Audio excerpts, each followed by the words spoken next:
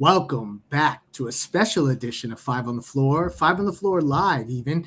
We come to you on the 17th of January at 7:30 Eastern Standard Time, live on the YouTube channel. Subscribe, like, share.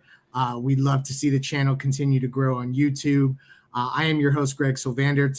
Tonight's floor plan with me on this special edition, which really is going to be kind of how we usher in transaction season. And I know that everybody gets excited for that. So we're going to talk a little bit about the upcoming transaction season, some things to look out for. And on with me to do that is you'll see one familiar face, my Five on the Floor co-host, Alex Toledo, directly below me.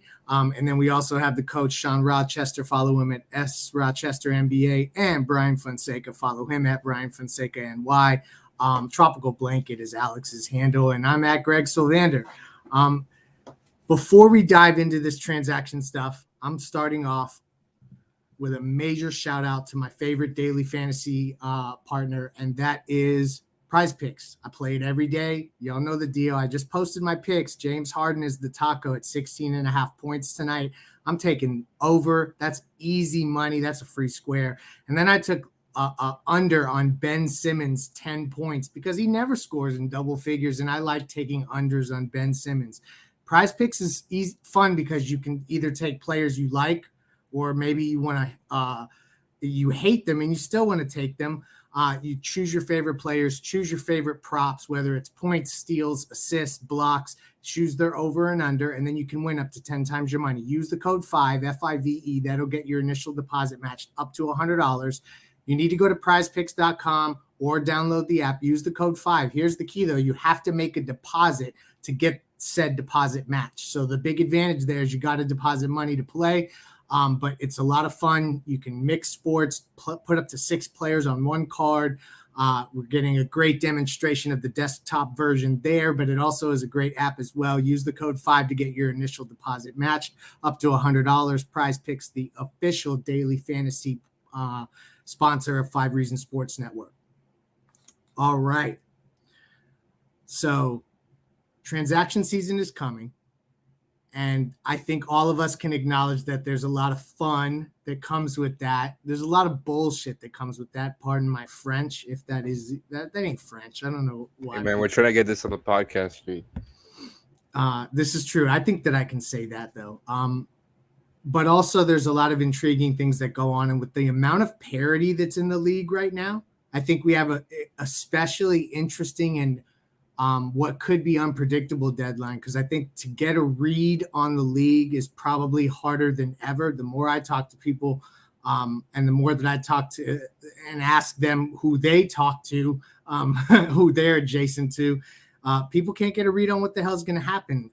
So our attempt today is to maybe set the stage for you as Miami Heat fans on what to expect heading into the deadline, what tools the Miami Heat have at their disposal. Those are the things I'm going to run through early on here. And then we're going to kind of go around the room and talk about players we like that may be on the market, deals we like. And then obviously we'll dive into questions, and we will take your comments. We got some great ones from Twitter that we're going to go to also. So Sean and Brian and Alex will help me do that. Great ones, you say, huh? Great ones, but they may be great for the wrong reasons. They're always great. Let me just quickly set the stage as it relates to the Miami Heat and their situation, because it matters to actually think about this as we look at the trade landscape. The Miami Heat are essentially running right now with an open roster spot in an effort to remain ever so slightly below the luxury tax. They are currently tracking, and this changes every day due to prorated portions of salaries, and there are people better than me that can find that information. Shout out to Brian going to Miami Heat Beat as one. But they're around $185K away from the luxury tax. So they're doing very little to get any closer to that number. So step one, when you're thinking about trades as we head into this deadline season, the Heat are not going to take back a ton more salary than they're sending out. So think about that as you're pulling your trades together. It's not feasible for them to take back $4 million more than they're sending out because it'll send them into luxury tax. And I don't think that there's very many options where that will be the case. As far as draft picks available to be traded, just quickly, they have their 2023 pick. They have their 2024 pick. Their 2025 pick is locked up with OKC due to protections and such. Hopefully it will convey then. So really they have at this moment 2 tradable picks. I don't believe that they're going to put both of those picks in any kind of deal at this current moment. I think the 2023 pick is the most relevant one because they can put lottery protection. That's the stage that I'm setting. So those are the parameters, y'all. I'm not going to, we shouldn't go down roads where the Heat all of a sudden are $30 million taxpayers. That's not how this is going to work. We would love to just drive the numbers up by throwing out those all-star names, but that's not realistic. So we also want to kind of come at it from that angle. I've spoke long enough. These dudes are all sitting around here quiet, and I continue to talk. I am going to start with you, Bryan, because you were actually the one who I think nudged us in the direction of getting the show off the ground, so I appreciate that. But also, you've mentioned that the comments are wild. Some of the trades are wild. What is your overall kind of mind frame heading into this transaction season for the Heat and for the league at large? Why does this fan base have a boner for D'Angelo Russell? That's where I'm at right now. Because it just doesn't make a lot of sense just from a Heat basketball standpoint, where I'm seeing a lot of people. I understand Naz Reid, cool. If you want to like get D'Angelo Russell and Naz Reid, and if you want to reroute D'Angelo Russell somewhere else, fine. Getting D'Angelo Russell for Kyle Lowry in some sort of swap and whatever else just doesn't make a lot of sense to me. As somebody who, again, covered the Brooklyn Nets from 2016 to 2019, was there for the D'Angelo Russell experience. And he was very good. He became an all-star during that time. But there were times, even in his all-star season at the beginning of the year, that he didn't jive with Kenny Atkinson. And how he became an all-star is really, he went to another level when Spencer Dinwiddie broke his thumb. And then, because before that, it was kind of debatable as to who the all-star on the team would be. But D'Angelo Russell was playing out of his mind offensively. Defensively is another story. But Kenny Atkinson is kind of an Eric Spoelstra, not disciple, but like, you know, they're cut from the same coaching cloth. Eric Spoelstra is a lot better. And Kenny Atkinson, I think, is going to be a very good head coach when he gets another opportunity. If he was clashing with Kenny Atkinson then, and I do think D'Angelo Russell has improved and matured and become more of a leader in Minnesota as far as their growth has been the last couple of years, I don't think he makes a lot of sense on this roster, on this team. I don't think they need that. And if you're using the Kyle chip on D'Angelo Russell and Naz Reid, I think that's a waste, because the Kyle chip and the contract in particular would be of better use after the season, in the summer, for reasons that we have sort of hinted at regarding a certain somebody potentially in LA whose contract is very large, but who also may be down to come back to Miami. I wouldn't use the Kyle Lowry chip just to get off of it now, because people all of a sudden want D'Angelo Russell, who, by the way, is an expiring contract. And then you have to ask yourself, is this somebody you want as part of Jimmy Butler's future long-term? I think he's a very talented player. I don't think he makes sense on this team in particular. Just not me. So that's where I'm at. You make a compelling case. I will say that the Heat, as currently projected, the Heat are $20 million in the tax before next year even arrives, just based off of the salaries that they have. So swapping out Kyle Lowry's $28 million for D'Angelo Russell's $31 million, which is then expiring if they plan on letting him walk, is one way to get underneath that number. Sending Duncan away for an expiring is another way to get under that number.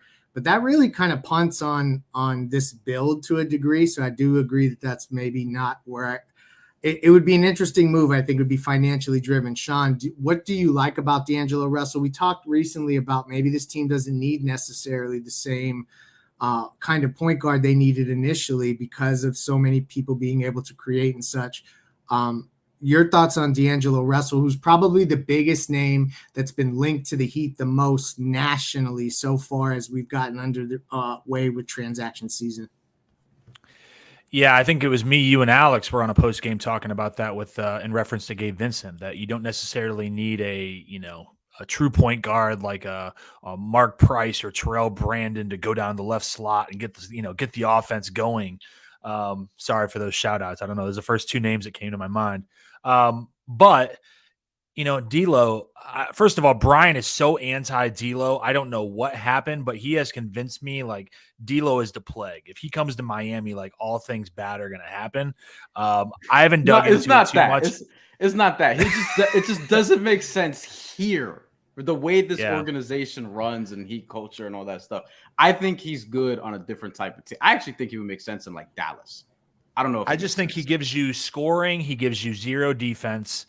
If that's what you want off the bench, that spark, I get it. I just don't see him as a starting point guard on a very good contending team, if that's what we're intending to do here.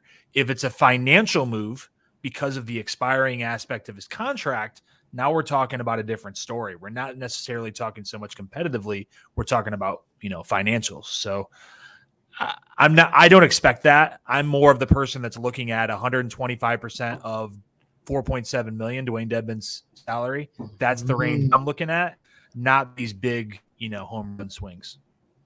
I am glad that you went there because that I can pass the ball to Tropical Blanket, but before I do so, be a wet blanket, because I think that you just hit the nail on the head with this 4.7, looking at the 120% either way. Because I truthfully believe that Dwayne Dedmon and his contract is probably the most likely chip that gets used here.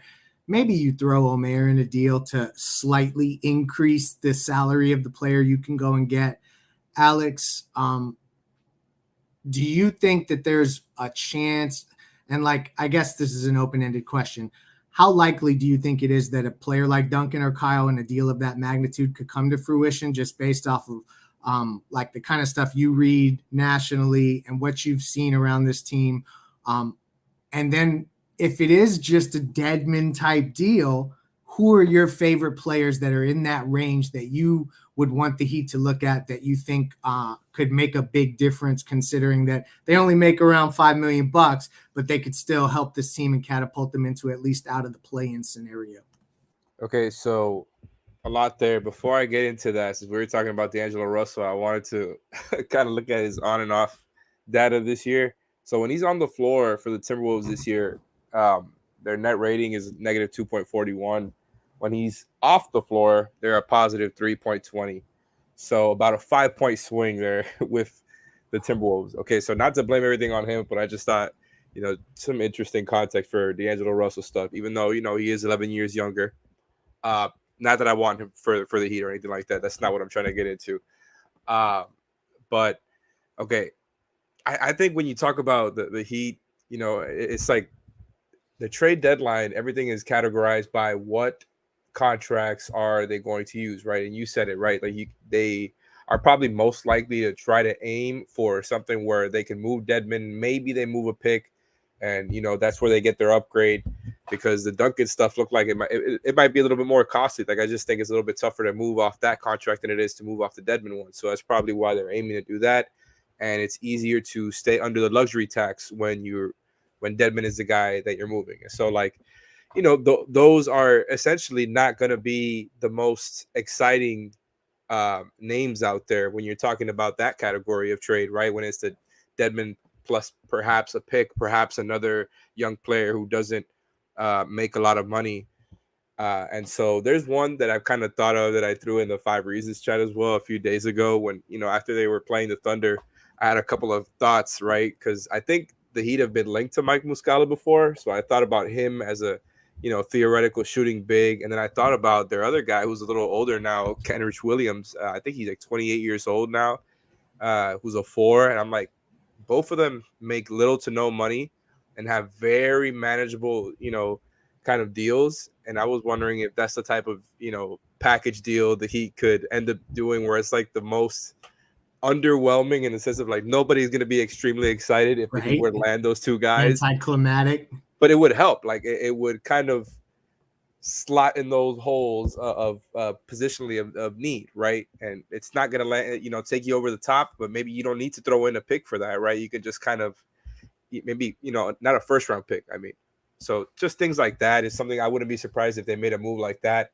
I think really ultimately this comes down to how badly do they want to contend, because they talked since Jimmy Butler got here about not wasting those years, right? And I just think kind of staying complacent with where they're at right now, it would be a mistake. It feels like it's kind of staying in the middle. You're kind of just sitting on top of the fence and not really making a decision. And as one of the most indecisive people in the world, I can attest to that. It feels like, they got to do something. And I understand it's going to be tough with the luxury tax ramifications, but even if you can get a lower level vet front court piece, that's better than nothing, right? And I understand them not wanting to use the first round pick, but if a good player, especially one who can help you now and in the future, is going to cost a first round pick and somebody who fits very well with your team, like I just think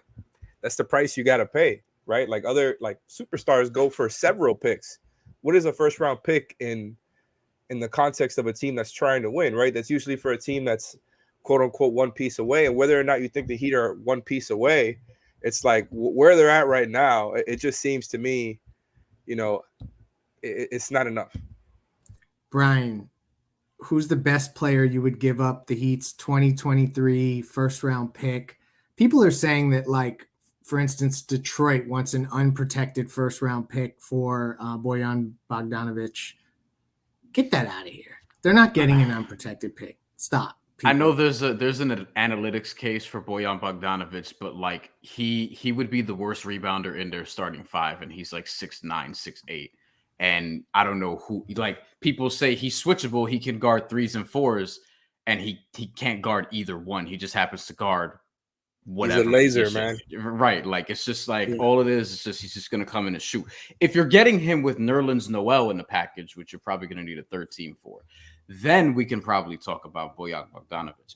The package that I would be looking at is, because I'm thinking if they're going to do something of substance, it's probably going to be a 2019-2020 type of deal where it was Jay Crowder and Andre Iguodala and Solomon Hill, of that level. And maybe they end up adding Jay Crowder as a buyout. Imagine that. But can they call up Utah and get Malik Beasley and Jared Vanderbilt? Can they actually do that? Because that's the package that I'm looking at as being this year's sort of Jay Crowder 2019-2020 equivalent. And there are financial ways to sort of make that happen with Duncan Robinson, with picks. It's gonna be hard. With picks, you're gonna have to attach picks. Kelly Olynyk is there too, but whatever it takes, you're gonna have to attach picks. Let me throw one out to you then, Brian. Let me lob this to you. Kyle Lowry makes $28 million. Mike Conley, who's been involved in a lot of trade talks lately, makes 22.6. You could get Conley and Vanderbilt for Lowry. I don't know if you'd have to throw them a pick. You'd have to throw them a pick. You have to throw them at least the first. Maybe who here does Conley and Vanderbilt for Lowry? Say aye. Aye. Timothy pick. Bain joins the show. He's in. Brian? I think I don't know. I have to think about it. I probably would, it depends on the draft capital, right? If it's more than a first, then probably no. If it's lottery just protected first.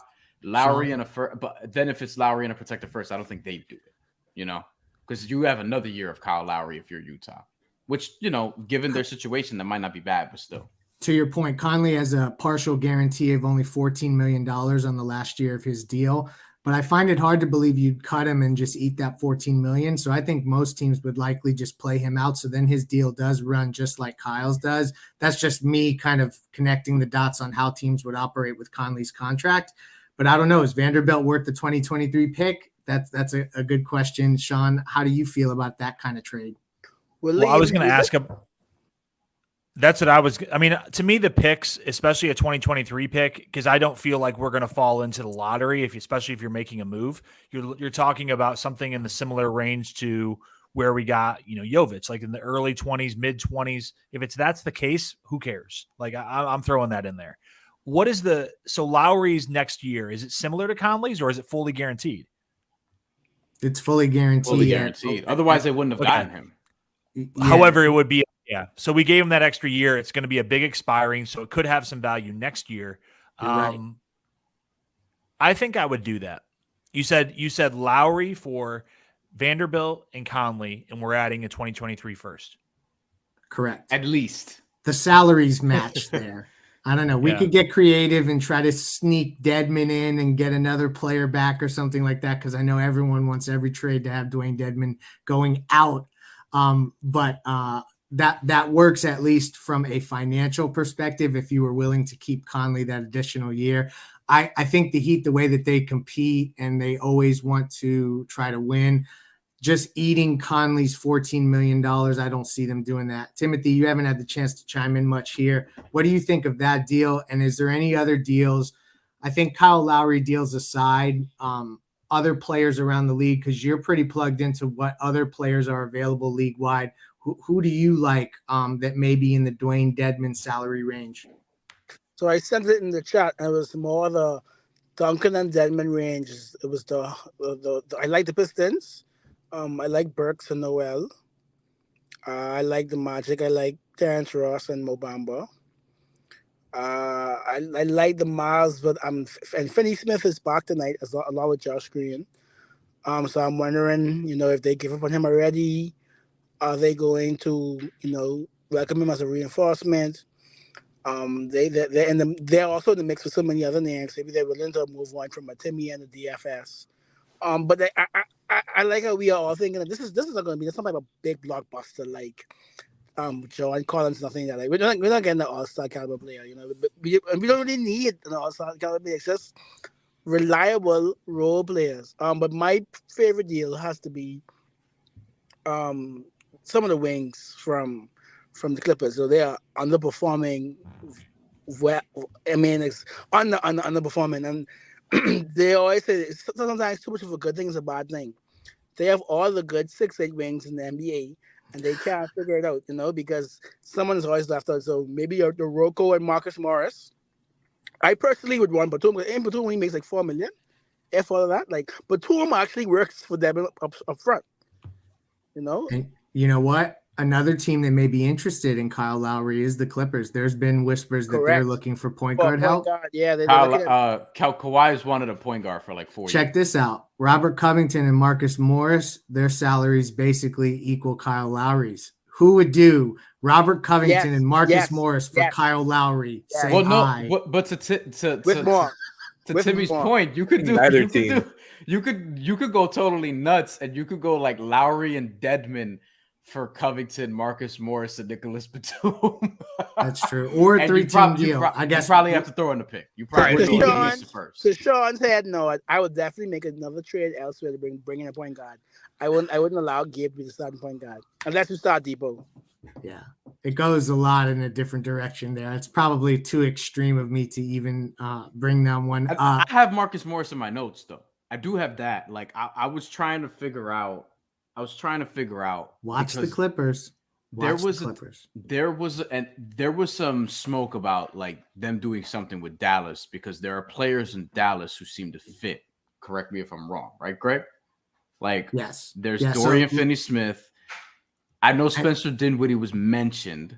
And buy low opportunities. I think like what people need to consider is who around the league is maybe underperforming in their current situation, because that's what the Heat have to offer folks. Like they have guys that are underperforming in their current situations. Really, if we're talking about the guys that are available, so who could by virtue of change of scenery become a player?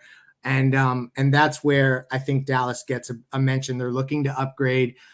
Spencer Dinwiddie is a killer from the corners this season, and we know we love the corner threes. Somebody had that stat. I have a trade that you can probably do, but like you're gonna need 2 firsts. So throw that one out there, and then we're going to go to Dallas Sean trade?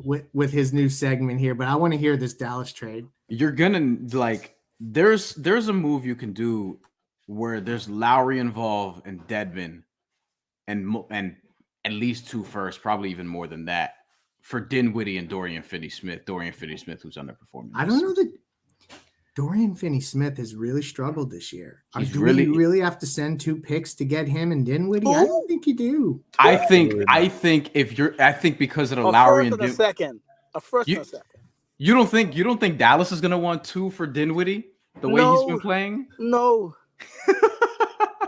Because if you're not gonna do 2 first, then I'm doing that because I think Dinwiddie actually with this team and the way he's been shooting, because when he came out of college and he came out with a torn ACL and he tore his other ACL a few years ago, he wasn't really like his career has changed a few different times where he was initially a pass first point guard, low turnover, high IQ. Then he became this guy who was very clutch for the Brooklyn Nets when they were a 28-win team and was a combo guard. And then he became a straight up scoring guard. And now he's a straight up 2, but he can still run your offense. And I think like Kyle Lowry actually makes sense next to Luka Doncic. Now they need scoring punch next to Luka Doncic, but as somebody who can be like, yo, like we need to run this way, like sort of as a guide for him, I think that is actually something that like that's one of the places you could actually send Kyle Lowry.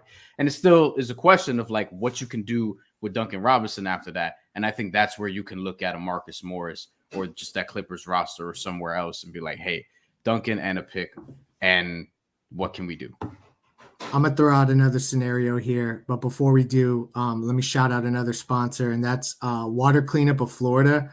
Do you have a water leak that you can't find? You don't know where it's coming from? You're dealing with water or mold damage, you got to reach out to Water Cleanup of Florida at 954-579-0356. They got 24-hour emergency service, but you need to get in contact with Michael. He's the man, 60 years of combined experience. Michael, Robert, their whole team, they're prepared to handle any type leak detection issue 24 hours a day. Once they locate and repair the leak, they will clean and dry to fully restore the area. Water Cleanup of Florida is fully licensed, certified. They're a one-stop shop. Literally, you can get all of your contracting needs done with them. They service areas Miami, Broward, and Palm Beach County. Call Michael anytime on his personal cell, 954-579-0356. If the Heat do not make a trade at the deadline, it will be a disaster. And when a disaster strikes in your home or business, contact Water Cleanup of Florida. If you got the schmutz, they got the guts. So how about this, y'all? I'm going to throw out something wild.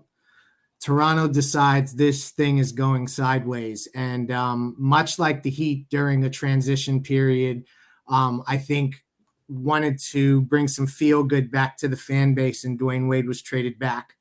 Are any of you buying the idea that if the Raptors decide to punt, and Alex, I'll start with you here, are you buying the idea that they may take Kyle Lowry back and like let him usher in a new era there as they kind of transition year, retool? Are you buying the idea that Kyle Lowry could actually go back to Toronto and that's a viable place for him to end up?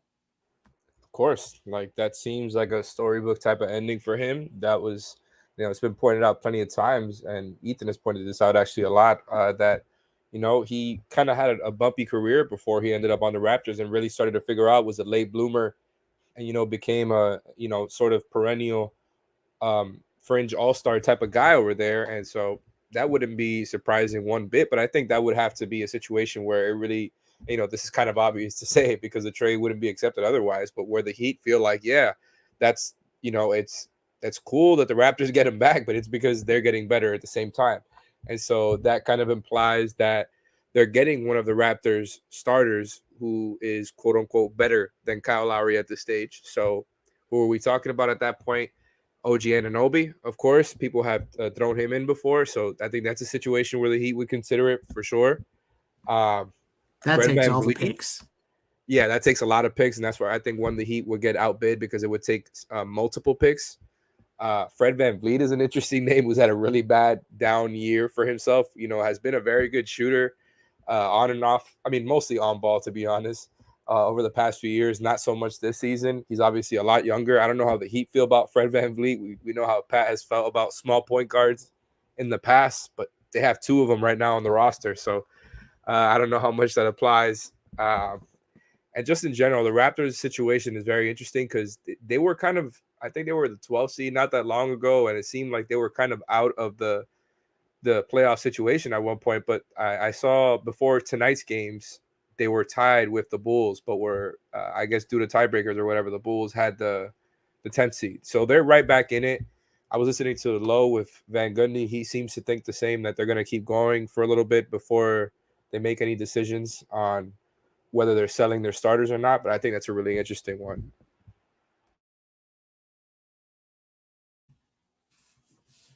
For sure. Sean now is going to usher in some fun to the show. I shall pass the mic to you here. They've heard me speak enough. Let's let you dive in. All right, we're going to do this rapid fire. So you guys might have heard on the Ringer NBA show, they do this segment where GMs call in. I have trades for each of the 4 other panelists here. So I'm going to call in as an opposing GM. You guys are going to be the Godfather, Pat Riley. I will propose some ideas for you. You feel free to counter. You can hang up on me. You can talk smack to me, whatever you want to do. Okay. So I'm going to start. Let me start with Alex. Alex looks like he's the most prepared here to be Pat Riley since he holds everybody accountable. I'm not going to try to do accents. First person calling up. This is Mitch Kupchak, Charlotte Hornets. So Alex or Pat, I got a couple guys that might interest you. And I think it's going to help you because they're all expiring contracts. And I think it's some guys that have been rumored to be interested in the Miami Heat before. So here's some guys that I'm going to throw out there for you. PJ Washington, $5.8 million expiring. Plumlee is a $9 million expiring. And I also have Kelly Oubre. We are aware he's hurt, but he will be back in about a month. So he can help you in the stretch run. $12.6 million expiring. Any of those guys interest you from Charlotte Hornets? Theoretically, sure. What are we getting into here?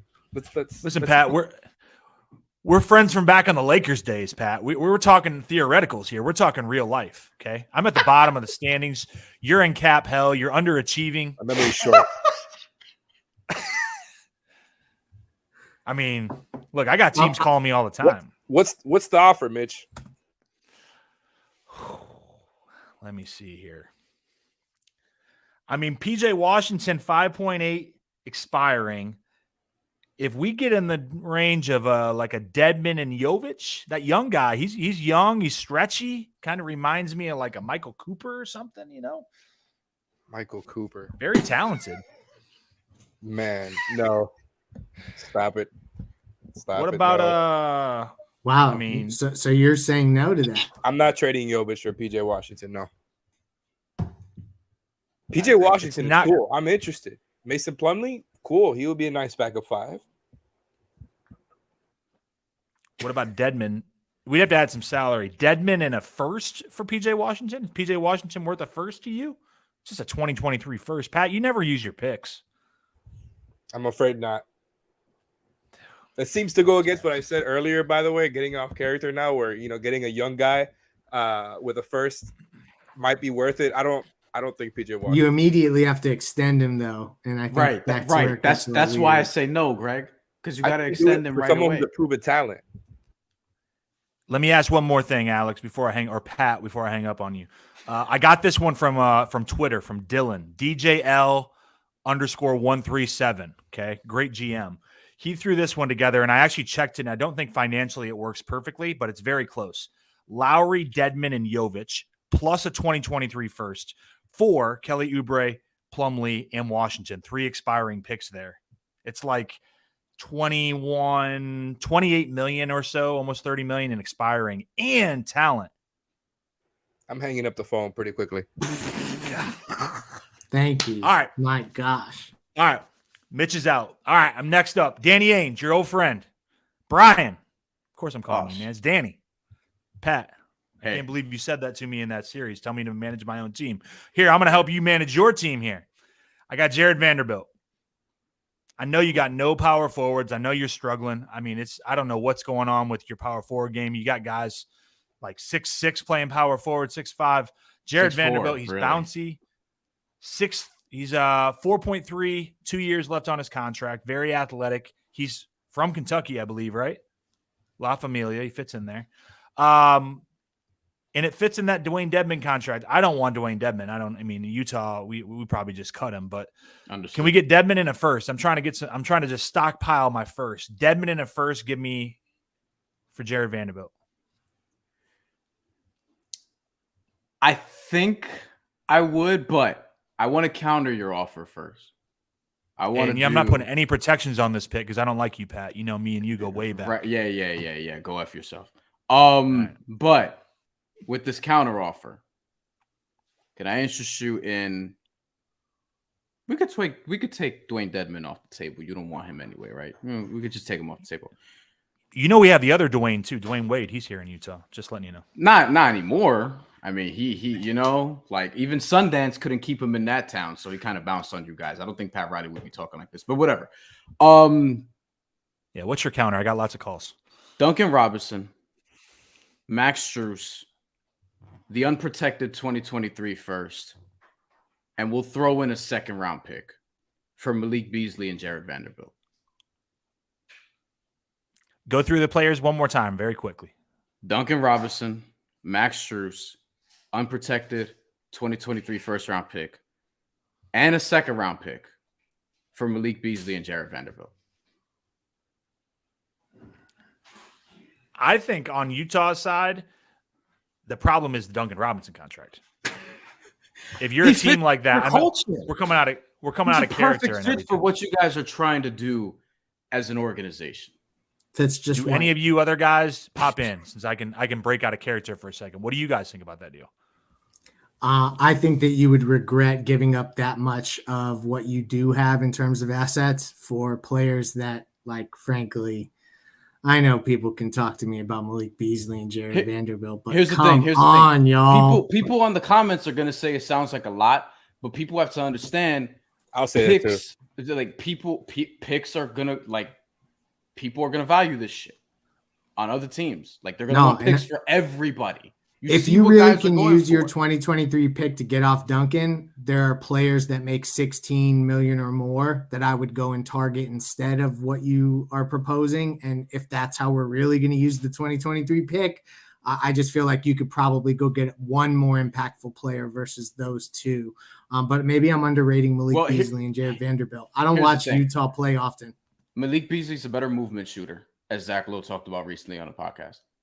The key with me for both of them, because at the trade deadline, and we're going to let Sean continue, at the trade deadline, I think trading for expiring contracts this year is there's no point to it. Because one, if you're trying to get cap space for free agency, players aren't really making it to free agency like they used to. Who gives a shit? And then two, you need contracts that go beyond this year because this team, unless something dramatic happens, probably not getting to the finals. Look, let's just call it what it is. So Malik Beasley is signed for next season, as is Jared Vanderbilt. But people forget about Vando. Vando is one of the rare 9-5-5-1-1 players, which PJ Washington also is as well. You know, he gets you 1 steal, 1 block, almost 5 assists, 5 rebounds, almost 10 points. So he first the start sheet. But I would rather Vando than PJ for the record. This is a good question. This is a good question from Ethan, though. We should actually put this one up because I was thinking about this earlier, and I would know only for OG. The question for people listening on the podcast feed, assuming this will go on the podcast feed, would you guys trade Caleb Martin in the right deal? And I would say, if it's the right deal, it depends on what it is. Maybe only Sean has one. Toronto. There. I'm not giving up Caleb for anything other than Mr. Anunoby. Yeah, exactly, Timmy. Something like that makes sense. Caleb, OG Anunoby. I mean, Caleb and whatever else you need to give up for OG Anunoby, but I don't know if they can give enough for OG Anunoby. I know there was one in the Twitter comments about we had talked about Grant Williams a while back. Would you do Caleb Martin for Grant Williams? The Boston Celtics, maybe they figure out they're not going to be able to retain him this summer, and Caleb would still be around on a pretty cheap, I think, contract? Greg? I wouldn't do it because Grant Williams is looking to get paid anywhere between 13 and 15 million per year this summer.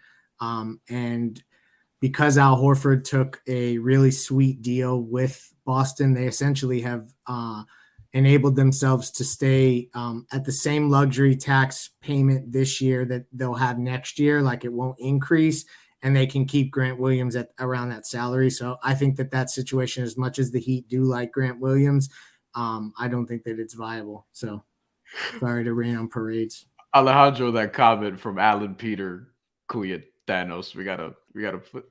I feel like a lot of people on the street feel the same way, that they hate Grant Williams. 13 to 15 million doesn't sound like something that's like, something that I would be interested in. But to answer your question, Sean, I wouldn't mind a Grant Williams type of move, but like, I don't see Miami and Boston making some midseason trade. New management. All right. I got 2 left. I'm going to go fast. Timmy's up next, and we'll finish off with the OG Greg. Timmy, back into character. This is Jerry West. With where you're at, your background, it looks like the Forum Club. Are you in the Forum Club? I used to love that place. The curtains in the back.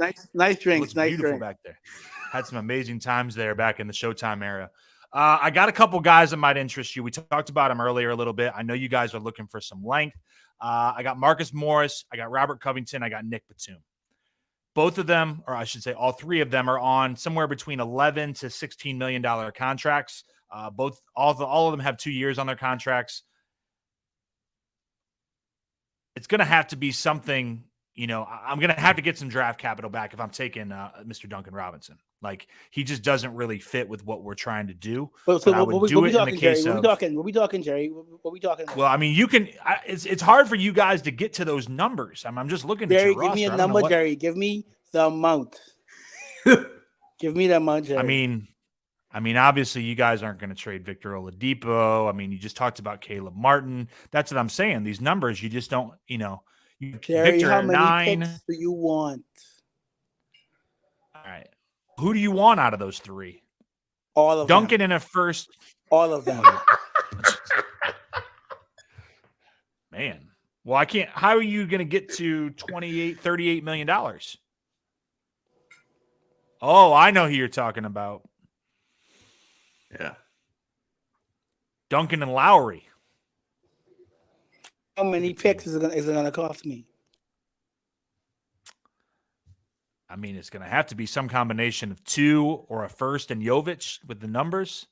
I just can't imagine you guys are going to do that. How do you feel about a second round pick instead of Jovic? Oh, all right. You work. You're Jerry West. You work wonders with second round picks. Come on now. You're already taking Kyle Lowry. Come on now. You could take a first and a second.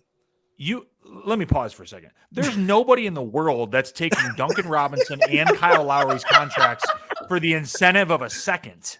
Like, Jerry just, how long you I just hung up the phone. No, he said Jovic. No, I wouldn't trade him, but I'm not. Look, because people. I want Batum and Rocco. Batum and Rocco. But how do you get to you can't get to those numbers without doing a Duncan trade, and then how do you make it work? A Duncan. That's what I'm saying. Like, great. So Duncan, a first, and Yurt for Batum and Rocco. Yeah. And Yurt.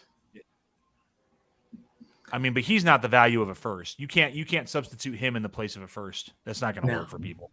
Jovic, you could, but Yurt is on an expiring contract. I just want to say this because this in the chat, people are talking about Jovic. I'm not trading Nikola Jovic, period. Unless the deal is like crazy, but I'm not trying to trade Nikola Jovic. Nope. I think it goes back to the point that Greg made earlier. If you go to Bad Bones, how about just Marcus Morris? So 16.3, that's easier because now you're right in Duncan's range of 16.9. So do you do a lottery? I didn't mean to interrupt you, Sean. Lottery protected first round pick and Duncan Robinson for Marcus Morris. Who does that trade? I would. Me and Brian actually said this in the summer that they should do it. Alex is rolling his eyes and shaking his head. You're not doing it?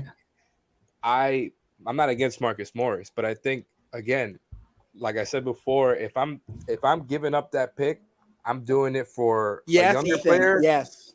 / a combo of Yes, guys. Ethan. It's gotta be a couple of guys, or it's gotta be somebody who I know is gonna help me in the short term and long term. So I'm gunning for more, just in my mindset. Vanderbilt, not necessarily Grant Williams, but I'm saying guys who are 24, 25, who are proven very good at their positions already. You know what I mean? So I think Morris is a little bit on the older side already, so I'm more hesitant towards giving up for an older guy. Other than Boyan, I'm very biased towards Boyan just because I Marcus think Morris, 38% on 5.5 attempts from three. But I the do Clippers are playing him a lot too. I do understand your concerns there. I think that He's a culture fit, Greg. that's true. He would They fit need for some sure. dog on this roster. So that is something to think about too. But it doesn't sound like a deal happened on that phone call, did it? Yeah, I don't know, Jerry. How do you feel about that? No. I mean, it was nice. now It from was my nice catching up with you. I I agree more with Alex, I feel like. And I would do that trade that you talked about, the Duncan in the first, if I knew I was getting something out of the Dedmon trade also. But I'm not trading a first with Duncan and the 29 first or whatever the next one is with Dedmon too. You can't do that both unless you're getting something that's like blowing our minds away. How did Pat Riley pull this off? All right. I know we're almost up to the hour, so I want to go to the last one. Greg, you said on many times on this podcast about moving deck chairs on the Titanic. And I, Mark Cuban, not only have I invented the Titanic, I have also invented the deck chairs, and I will sell you more deck chairs if you'd like them for your Titanic. Are you ready? Yes, but I no longer am on the Titanic. We never sink. And you got Geek culture, you baby. Keep going. I won't bring up the 06 finals. You guys cheated. But here's what I got for you. I know you guys aren't happy about I know you guys aren't happy about Duncan Robinson. Duncan Robinson is hurt. He's not playing. He's not in the rotation. You gave him all that money. I got a guy that's very similar. His name is Davis Bertans. 3 years, 16 million. Duncan's 4 years, 16 million. Will you give me a first to get out of 1 year out of that contract? We're moving chairs, both shooters, or shooters in quotes. Would you give up a first to shorten that contract? Alex is just disgusted with it. Man, hell no. Absolutely not. I can't believe you would call, especially after you botched the last trade where we were going to send you Goran. It actually kind of worked out, but that was that cost us a pick in the process of getting Jimmy Butler. So how dare you call and ask for my picks this way? I would say that I would trade Bertans for Duncan Robinson head up and just get that year difference because of the size that Bertans has and he can stretch the floor. How about Dorian Finney-Smith and maybe one of like your lower salary guys, somebody that's not going to stick around for a while. I don't know who, somebody that's on a 1 year deal at the end of that bench for a player. Go ahead. Dwight Powell. Powell or Bullock. Either one of those guys for Duncan Robinson, Okay. if I include a lottery protected pick. Are you open-minded to that? Have you ever heard of Frank Ntilikina? I remember Heat fans wanted to draft him over whoever the hell we drafted. Athletic point guard. Who did we draft that year? I don't know, man. Ntilikina was 2018. That's Bam, no? Yeah. No, he was 2017. He was Donovan Mitchell's year. That's Bam, right? That's Bam. That's Bam. Bam. Yeah. Oh, Okay, shit. yeah, no, never mind. People didn't really want to. He went ahead of Bam. That's funny. That's a great way to end the show. We are not going to be making any trades with the New York Knicks because that's who that player reminds me of, not the Dallas Mavericks. But I do think Dallas is a team to watch. The Clippers are a team to watch. If Toronto all of a sudden decides to kind of retool, that's a team to watch if I'm a Heat fan. And then these smaller deals. So we'll continue to keep you updated. But I am not making that deal. So consider you hung up on for that whole situation. And thank you for joining us. We're going to have more of these as news pops off. We appreciate you joining us. We'll have this on the podcast feed. Shout out to Prize Picks. Shout out to Water Cleanup of Florida. And Peace out.